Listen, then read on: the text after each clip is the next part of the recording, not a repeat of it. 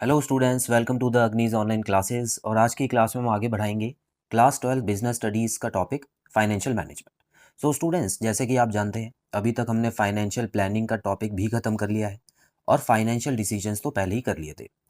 अब कुछ नए टॉपिक्स के बारे में बात करेंगे स्टूडेंट्स, जैसे कि एक बहुत ही इंपॉर्टेंट टॉपिक है इस चैप्टर में जिसमें क्वेश्चन बनते हैं एग्जाम में, जिसको बोला जाता है कैपिटल स्ट्रक्चर। स्टूडेंट्स, इस चैप्टर में जो भी अभी तक आपको पढ़ा दिया गया है उसी के कॉम्बिनेशन में आपको आगे की चीज़ें बताई जाएंगी। कुछ भी नया नहीं है। बस जैसे कि आपको इक्विटी का मतलब बता दिया और डेट का मतलब बता दिया गया है, तो ये कैपिटल स्ट्रक्चर इक्विटी और डेट का ही एक रेशो होता है, सिंपल।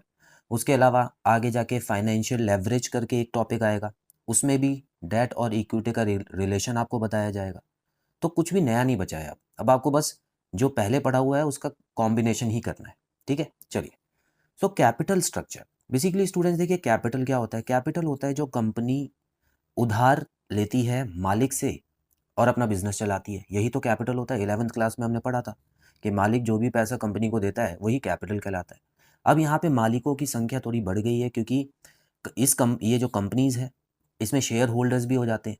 ठीक है, तो जो कैपिटल है उसमें इक्विटी शेयर होल्डर्स तो होते ही हैं, साथ में उधार वाला पैसा भी होता है, थर्ड पार्टी का पैसा, जिसमें डिबेंचर हो गया, लोन हो गए। तो ये सारा मिला के जो होता है स्टूडेंट्स, वो कैपिटल में आ जाता है।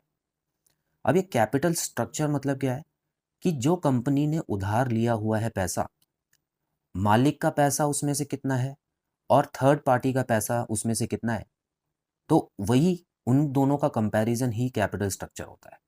सिंपल है।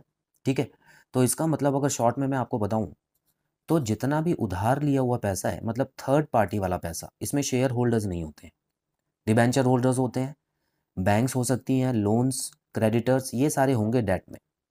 उसके अलावा इक्विटी, नीचे इक्विटी आ जाती है। इक्विटी मतलब होता है वो पैसा जो मालिकों का है। अब इसमें जो मेन मालिक होंगे वो तो होंगे ही, लेकिन साथ में शेयर होल्डर्स भी होंगे। तो इन दोनों का कंपैरिजन ही कैपिटल स्ट्रक्चर कहलाता है। सिंपल।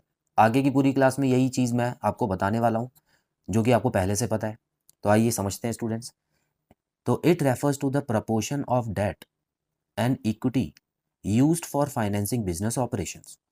तो एक प्रपोर्शन है, प्रपोर्शन मतलब रेशो ही होता है, ऑफ डेट एंड इक्विटी। तो आप देख सकते हैं डेट और इक्विटी का एक रेशो है, जिसको फाइनेंसिंग बिजनेस ऑपरेशंस, मतलब जो भी हमारे बिजनेस के काम होते हैं उसको पैसा देने के लिए, उसमें पैसा लगाने के लिए इस चीज़ को यूज़ किया जाता है, जिसको हम कैपिटल स्ट्रक्चर बोलते हैं।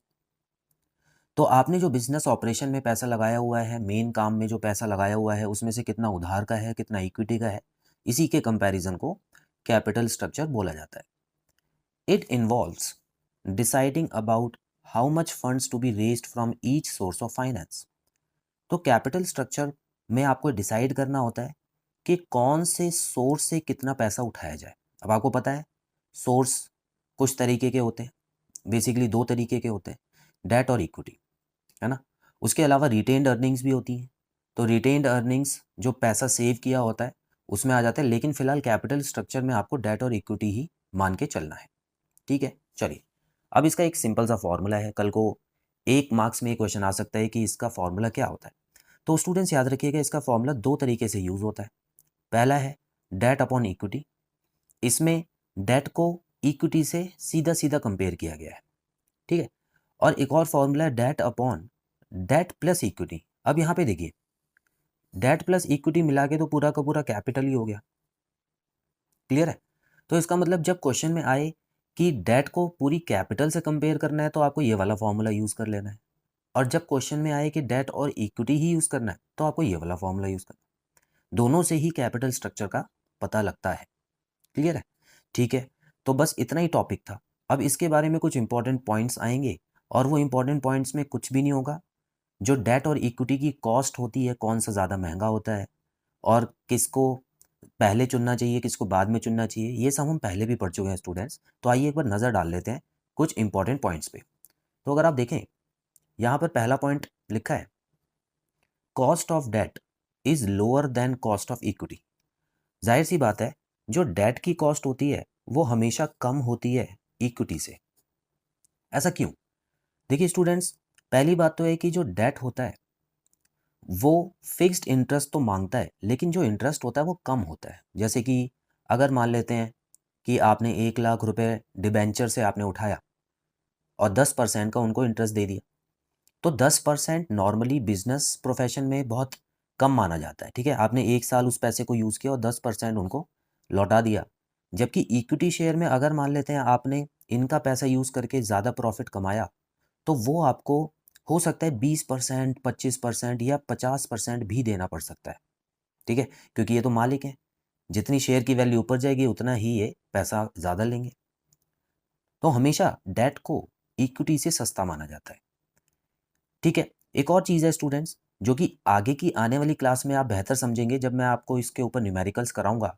लेकिन फिलहाल आप बस दिमाग में ये चीज़ रखिए कि जो डिबेंचर होता है, जो भी डेट होता है, उसका पैसा, जैसे इंटरेस्ट की बात कर रहा हूँ मैं, तो इसका जो इंटरेस्ट बनेगा वो जैसे ही प्रॉफिट होता है, देखिए स्टूडेंट्स, जैसे ही प्रॉफिट होगा, कंपनी के पास प्रॉफिट आया, उसमें सबसे पहले इंटरेस्ट जो होता है वो माइनस होता है, टैक्स बाद में लगता है। ठीक है, देखिए सबसे पहले इंटरेस्ट माइनस हुआ, उसके बाद फिर टैक्स लगता है।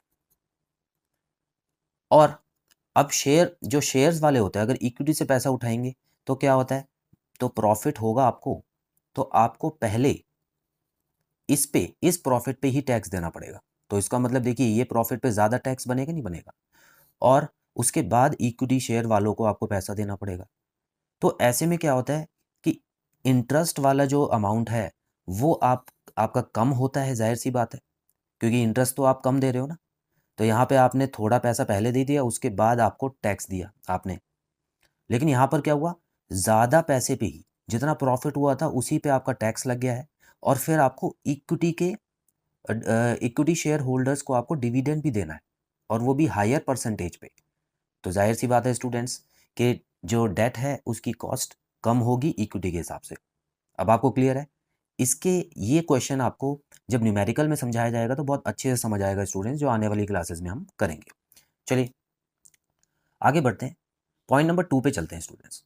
तो पॉइंट नंबर 2 में आपको बताया हुआ है debt is more risky as compare to equity.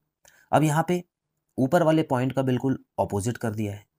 Date risky भी माना जाता है, हालांकि सस्ता है, लेकिन इसको रिस्की भी मानते हैं स्टूडेंट्स। क्यों मानते हैं रिस्की? क्योंकि अगर कंपनी को लॉस होता है किन्हीं केसेस में, तो ऐसे में स्टूडेंट्स जो डिबेंचर होल्डर होंगे या जो जितने भी डेट वाले लोग होंगे, वो बोलेंगे कि हमको तो हमारा पैसा चाहिए, और कंपनी को उनको देना भी होगा, क्योंकि इनके डॉक्यूमेंट में सीधा लिखा होता है कि फिक्स्ड इंटरेस्ट आपको मिलेगा।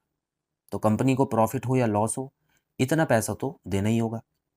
लेकिन दूसरी तरफ शेयर होल्डर्स को पैसा देने की ज़रूरत नहीं होती अगर कोई लॉस होता है कंपनी को। क्लियर है? तो कंपनी को किसी भी तरह का अगर लॉस होता है स्टूडेंट्स, तो शेयर होल्डर्स को पैसा देने की ज़रूरत नहीं होती। हाँ, प्रॉफिट होता है तो भी ऑप्शन होता है कंपनी के पास कि पैसा दें या ना दें। उस केस में भी कंपनी, ऐसा ज़रूरी नहीं है कि प्रॉफिट हो गया तो दे ही दिया। हमने पढ़ा है ना कि प्रॉफिट भी कंसिस्टेंट होना चाहिए, मतलब हर साल अगर प्रॉफिट हो रहा है तो उसमें से फिर आप डिविडेंड दे सकते हैं। तो debt require commitment to pay interest, however for dividends no such commitment is required. तो कहीं फ़ायदा है, कहीं नुकसान है।